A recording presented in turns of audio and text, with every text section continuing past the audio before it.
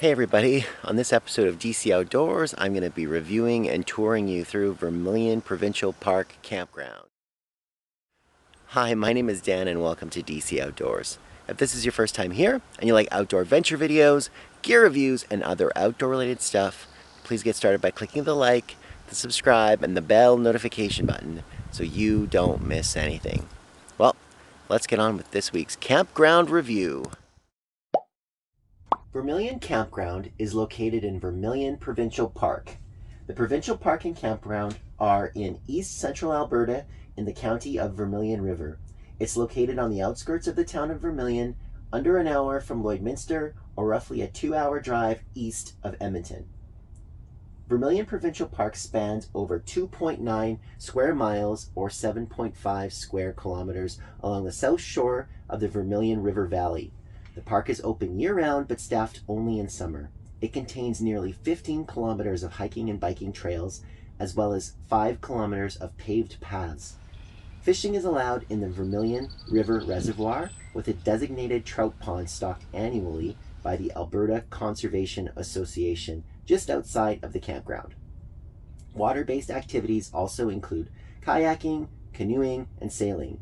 Day-use areas include a historical CN station with caboose, baseball diamonds, soccer fields, and a mini golf course. The campground has 124 sites, including unserviced, power, water, and sewer, as well as pull-through sites. Some sites are separated with stands of trees, while others are more open.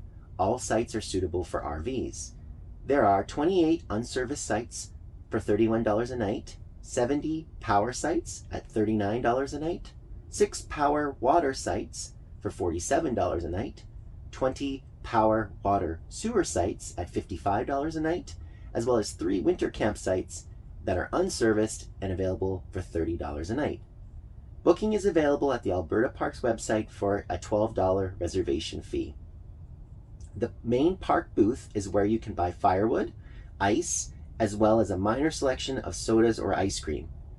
Showers are coin operated for $2. A sani dump is also available for a $5 fee for campers. The campground also features a spray park and 2 playgrounds. There are also horseshoe pits and disc golf targets available. We camped in Group Site 2. This offered camping space for a maximum of 15 units with use of flush toilets, fire pit, picnic tables, picnic shelter, and power.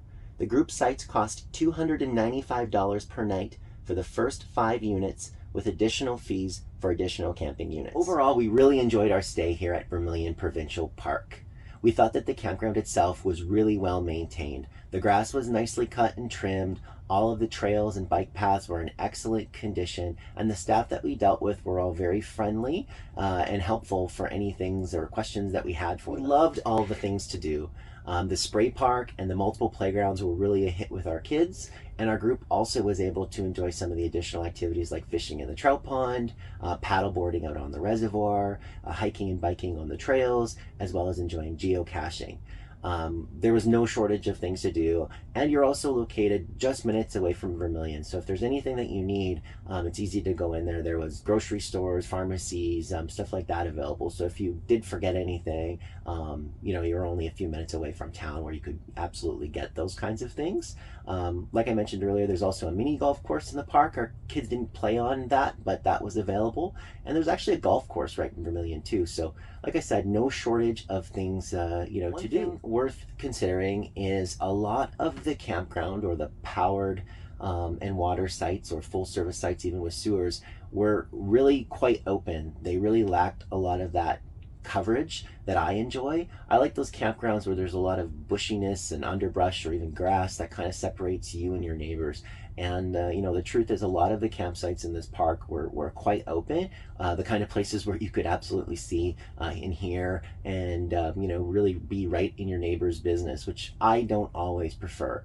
When I took a walk through the campground, though, I did find that the sites that are located in the E-loop were pretty private. Those ones seemed to have a lot of brush, and they backed up on the soccer field, so I think provided that there wasn't soccer going on, those sites would be pretty quiet and pretty private. So if you like that kind of camping style, you'll probably want to check out sites 71 to 98 for some of that privacy. But it is worth noting that those sites, they lack power, they lack any sort of water hookups, so those ones are completely unserviced sites. But the park does have signage around saying that you can use generators. So if you have a generator, you're able to run it, but they just have preferred times in the morning and in the afternoon where you can run those generators. They just don't want people running them all day long. As I mentioned, we stayed in one of the group sites. So we stayed in group site 2. This was our first time ever staying in a group site, and we really liked it for the families that we went camping with. We ended up camping out there with 6 other families, and we thought that the group site was really great for the fact that, you know, we could kind of hang out, we were private, there was no road like through our site, so when our kids were kind of playing with each other, we didn't have to worry about some of the road traffic or travel through traffic that you often get. The other cool thing is for the booking fee, you also get access there to flush toilets. The sites were powered. You get your own little, you know, kind of covered cook shack or group shack. So on rainy days, you can still hang out together. And that shack had a wood stove and lighting in it, so, and some picnic tables. So a good place that you could hang out on a rainy day. We were a little bit nervous because the site itself kind of backs up on the parking lot for the soccer fields and for the fish pond. So I was a little bit concerned that there might be a little through traffic or potentially busier place. And, you know, certainly there were people parking there, but we were lucky that during our trip, there was nothing really going on at the soccer fields, so there was really minimal traffic or distraction from anybody using those facilities. So overall, the group site was really a hit, and I would definitely recommend that for folks that are looking to, you know, kind of camp with a bit of a larger group or multiple families. Another thing of note, I mentioned that this is about a 2-hour drive from Edmonton. With the crazy cost of fuel right now, that's definitely a consideration. I burned almost a whole tank of gas just driving out there, and almost a whole tank of gas driving back. Like I said, with gas prices here in Canada being up at like $1.86 a liter, that definitely makes for a very expensive tow. So, you know, although we liked the group sites, although we thought that they were well maintained, we also liked the fact that, you know, since it was a little bit further away from Edmonton, it's not as busy as some of the campgrounds that are kind of closer to the city. So that was definitely in its favor. But just a consideration is, you know, it's going to cost you quite a lot to drag your trailer out that far if you're towing an RV or driving a motorhome or coach, for example. You know, so with that in mind, I don't know if we would necessarily go out that far again in the future for camping. But that being said, like, you know, we were pretty happy with the campground itself. We really enjoyed the Vermilion Provincial Park Campground. Just a few highlights include the variety of things to do, lots of playgrounds. The spray park was a big hit, mini golf, trails, fish pond, the reservoir. There's plenty of things to do to keep you and your snack squad entertained. You know, I was really impressed with how well maintained the park was, and I think that because it's a bit further away from Edmonton, this park is a lot quieter. Even on a busy, you know, what's normally a busy weekend of camping, this park was fairly quiet. So those are all some of the pros.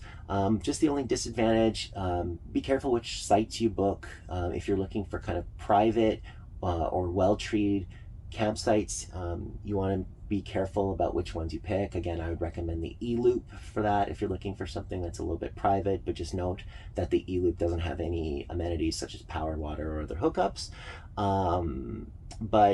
Yeah, those are some of my overall thoughts. You know, if we're looking for a group camping experience, I might consider coming out this way again, but like I mentioned, the cost of fuel is a little bit prohibitive, so probably in future we'll kind of choose campsites or campgrounds that are maybe a little closer, within about that hour and 20, hour and a half kind of distance from Edmonton, just to kind of conserve a little bit of costs of fuel getting out there. I want to just mention as well, if you have any questions about this campground or about the provincial park, please do feel free to drop me questions below in the comments section below this video. I will absolutely respond to every question or inquiry that I get to give you the information you need to make a choice of whether or not this is a campground for you. But if you watched this video this far, I want to thank you for spending some time here with me. And once again, if you enjoy outdoor adventure videos, gear reviews, and other outdoor related stuff, please hit that subscribe, the like, and the bell notification button so you don't miss anything. Until next time, we'll see you outdoors.